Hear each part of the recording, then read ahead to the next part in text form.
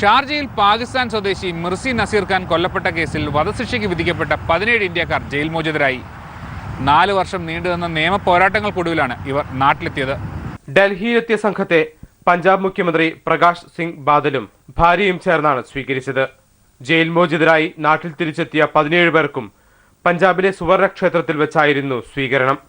4 വർഷത്തെ കോടതി നടപടികൾക്കു ശേഷം വധശിക്ഷയിൽ നിന്നൊഴിവായി എത്തിയവർക്ക് ബന്ധുക്കളും നാട്ടുകാരും ചേർന്ന് വൻ വരവേൽപ്പാണ് നൽകിയത്.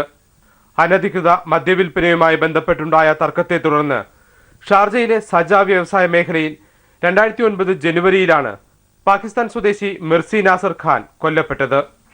ഇതുമായി ബന്ധപ്പെട്ട് പിടിയിലായ 16 പഞ്ചാബ് സ്വദേശികളും ഒരു ഹരിയാനക്കാരനും കുറ്റക്കാരാണെന്ന് കണ്ടെത്തിയ കോടതി മാർച്ച് 29 വധശിക്ഷ വിധിച്ചു. തുടർന്ന് ഇന്ത്യ ഗവൺമെന്റ് ഇടപെട്ട് കേസിന്റെ തുടർ നടപടികൾക്കായി കോൺസുലേറ്റിനെ ചുമതലപ്പെടുത്തി. കേസ് ഏറ്റെടുത്ത Muhammad Salman advocates and legal consultant പ്രതികൾക്കു വേണ്ടി അപ്പീൽ സമർപ്പിച്ചു. അഡ്വക്കേറ്റ് ബിന്ദു എസ് ചേറ്റൂർ മുഖേനയായിരുന്നു തുടർ നടപടികൾ. അങ്ങനെ ഒരു കേസ് നമ്മളെ ഏൽപ്പിക്കുമ്പോൾ തന്നെ ഇന്ത്യ ഗവൺമെൻറ് ഏൽപ്പിച്ചതുകൊണ്ടും കൂടി വളരെയധികം ഗൗരവത്തോടെ അതെടുത്ത് ഇതിലെ നീതിയും ന്യായവും നടപ്പിലാക്കി ഇവരെ എങ്ങനെ ഇന്ത്യയിലേക്ക് തിരിച്ചെത്തിക്കാം ഈ വധശിക്ഷ ഒഴിവാക്കിക്കൊണ്ട് ഇതായിരുന്നു നമ്മളുടെ ആദ്യത്തെ വെല്ലുവിളി. അഡ്മിനിസ്ട്രേറ്റീവ് ലോ അനുസരിച്ചിട്ട് ഒരു ഫെയർ ഹിയറിംഗ് വേണം. ആ ഫെയർ ഹിയറിങ്ങിന് നമ്മൾക്ക് അറിയുന്ന ഭാഷയിലായിരിക്കണം നമ്മളോട് ചോദ്യം ചെയ്യേണ്ടത്. അങ്ങനെ ഒരു സംഭവം ഇതിൽ നടന്നിട്ടില്ല.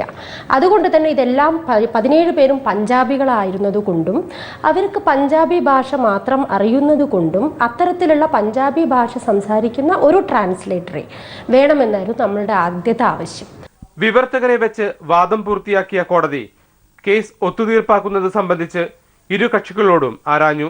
ദിയാദനം ഉൾപ്പെടെ 8 കോടി പാകിസ്ഥാൻ രൂപയ്ക്ക് തുല്യമായ 34 ലക്ഷം ദിർഹം നഷ്ടപരിഹാരമായി നൽകാൻ മരിച്ചയാളുടെ ബന്ധുക്കളുമായി കോടതിക്ക് പുറത്ത് ധാരണയായി. ദുബായിലെ ഇന്ത്യൻ വ്യവസായി SP സിംഗ് ഒബ്രോയ് തുക കോടതിയിൽ കെട്ടിവെച്ചതോടെ കേസ് പര്യവസാനത്തിലേക്ക് കടക്കുകയായിരുന്നു. എന്നാൽ വിധിന്യായത്തിൽ പരുക്കേറ്റവരെക്കുറിച്ച് യാതൊന്നും പരാമർശിക്കാത്തത് ചൂണ്ടിക്കാട്ടിയ സുപ്രീം കോടതി കേസ് പുനഃപരിശോധിക്കാൻ ആവശ്യപ്പെട്ടതോടെ മോചനം പിന്നെയും നീണ്ടു.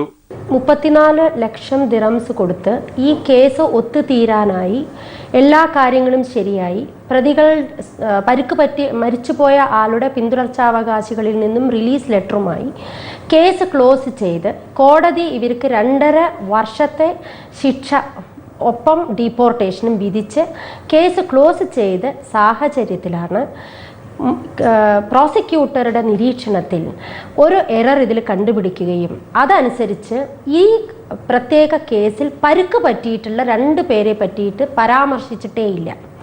അപ്പോൾ ആ ഒരു പ്രത്യേക സെക്ഷനെ പറ്റിയിട്ട് വിധിയിൽ ഒന്നും പരാമർശിക്കാത്ത കാരണം ഇതേ ഫയൽ ഇവർ സുപ്രീം കോടതിയുടെ നിരീക്ഷണത്തിന് വേണ്ടിയിട്ട് അബുദാബിയിലേക്ക് അയക്കുകയും വീണ്ടും ഇവരുടെ തടവ് ശിക്ഷ ഇവിടെ തുടർന്നുകൊണ്ട് പോവുകയും ചെയ്തു. കോടതി വീണ്ടും ഇവർക്ക് ഒരു 6 മാസത്തെ കൂടെ ശിക്ഷ അതിലും വിധി പ്രസ്താവിച്ചു. ഇതേസമയം സംഭവത്തിൽ പരുക്കേറ്റ 2 പേർ 15 ലക്ഷം ദിർഹം നഷ്ടപരിഹാരം ആവശ്യപ്പെട്ട് സിവിൽ കേസ് കൊടുത്തതോടെ മോചനം അനിശ്ചിതത്വത്തിലായി. മാത്രമല്ല ഇവർക്ക് യാത്രാവിലക്കും ഏർപ്പെടുത്തി. എന്നാൽ ഇരുവർക്കും കൂടി 1 ലക്ഷം ദിർഹം നൽകാനായിരുന്നു കോടതിയുടെ വിധി.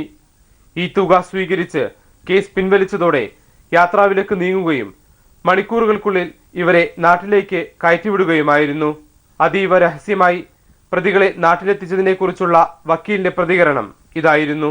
ഈ കേസിന്റെ അത്യപൂർവമായിട്ടുള്ള ആ നേച്ചർ അനുസരിച്ച് കൂടിയാണ് അത് ചെയ്തത്. കാരണം ഇത് എത്രയും പെട്ടെന്ന് ഡിസ്പോസൽ ചെയ്യുന്നതിനോടൊപ്പം തന്നെ ട്രാവൽ ബാൻ നീക്കി ഇവരെ ഇന്ത്യയിലേക്ക് കടത്തിയിട്ടില്ലെങ്കിൽ ഇതുപോലെ ഇതേ കേസിൽ പരിക്ക് പറ്റിയിട്ടുള്ള വേറെ ആൾക്കാരും ഇതേപോലെ പൈസ കിട്ടാനായിട്ട് സിവിൽ കേസ് കൊടുക്കാൻ സന്നദ്ധരായിട്ടുണ്ടായിരുന്നു.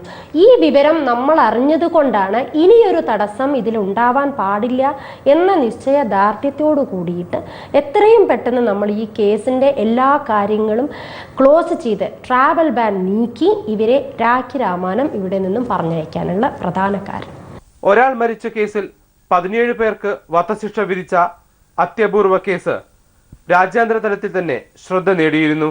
അതുകൊണ്ട് തന്നെ മോചനവും ദേശാന്തര വാർത്തകളിൽ ഇടം പിടിച്ചു. വിവിധ കേസുകളിൽ അകപ്പെട്ട് UAE ജയിലുകളിൽ 1022 ഇന്ത്യക്കാരുണ്ട്. ഇതിൽ 120ഓളം പേർ കൊലപാതകം ഉൾപ്പെടെയുള്ള വലിയ കുറ്റകൃത്യങ്ങളിൽ അകപ്പെട്ടവരാണ്. ഇതിൽ തന്നെ 60-ലേറെ ഇന്ത്യക്കാർ വധശിക്ഷ കാത്തു കഴിയുന്നു. ഈ 17 പേരുടെ കാര്യത്തിൽ ഇന്ത്യ ഗവൺമെന്റ് കാണിച്ച താൽപര്യം മറ്റു കേസുകളിലും കാണിച്ചിരുന്നെങ്കിൽ കുറെ പേരെയെങ്കിലും രക്ഷിക്കാൻ സാധിക്കുമെന്നതിന് തെളിവാണ് ഈ കേസിന്റെ വിജയം. Anyway, अभी अल्हम्दुलिल्लाह हम हैप्पी है, खुश है, ख़त्म हो गया, सब वापस हो गया और भी हम सेम हम I1 केस. ഗൾഫ് ദിസ് വീക്കിൽ ഇനിയൊരു ഇടവേളയാണ്. ഇടവേളയ്ക്ക് ശേഷം ഷാർജ ലൈറ്റ് ഫെസ്റ്റിവലിന്റെ വിശേഷങ്ങളുമായി എത്താം.